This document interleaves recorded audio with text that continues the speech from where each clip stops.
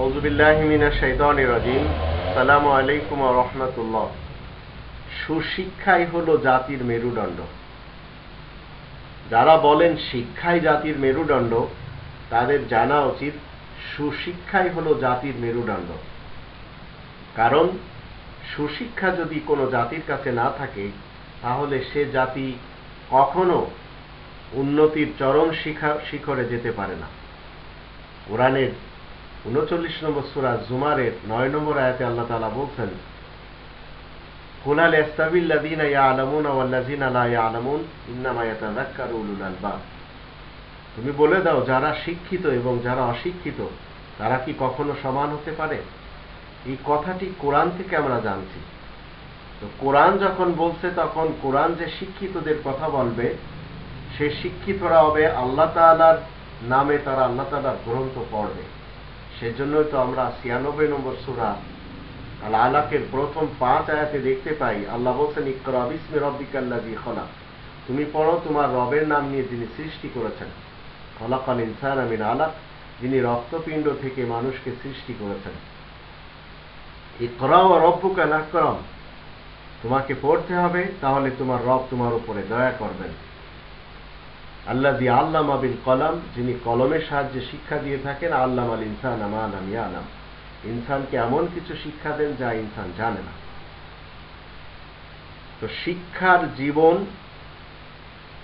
আপনাকে এবং আমাকে পার করতে হবে কোরআনের শিক্ষার মাধ্যম দিয়ে। আপনি যদি বৈজ্ঞানিক হতে চান, আপনি যদি একজন ডাক্তার হতে চান, ইঞ্জিনিয়ার হতে চান, আপনি প্রফেসর হতে চান, আপনি একজন নেতা হতে চান, সব কিছু আপনি হতে পারেন। স্বাধীনভাবে আপনি পড়াশোনা করে এই ডিগ্রিগুলি আপনি নিতে পারেন, কিন্তু সব ডিগ্রিগুলির সাথে থাকবে এই আল কোরআন। আপনি কোথায় রং করবেন, কোরআন বলে দেবে।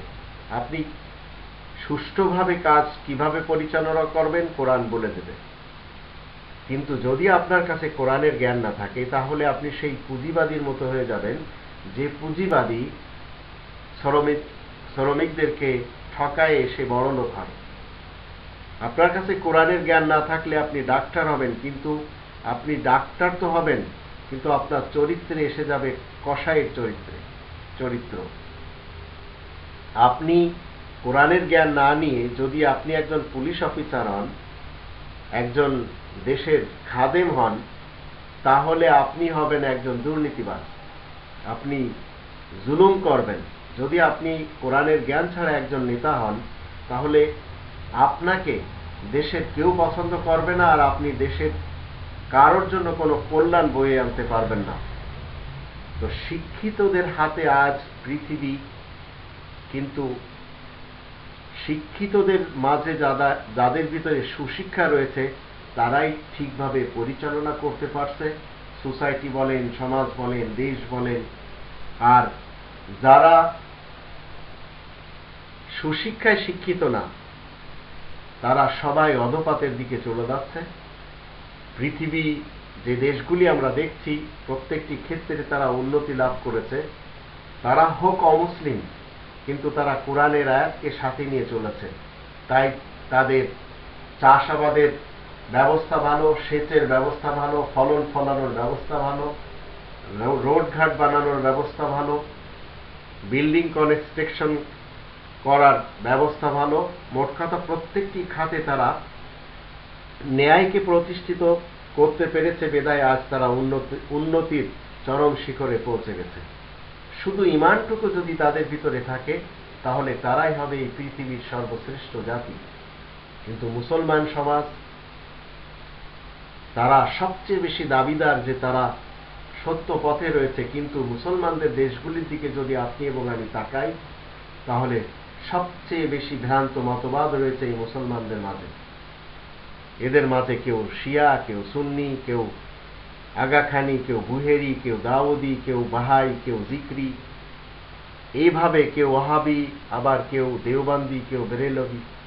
এই সব মতবাদ নিয়েই তারা জীবন কাটাচ্ছে। তাই তাদের দেশের রোডঘাট ভালো না, তাদের যানবাহন ভালো না, তাদের চাল চলনে সমস্যা রয়েছে, তাদের দেশ পরিচালনার ক্ষেত্রে সমস্যা রয়েছে।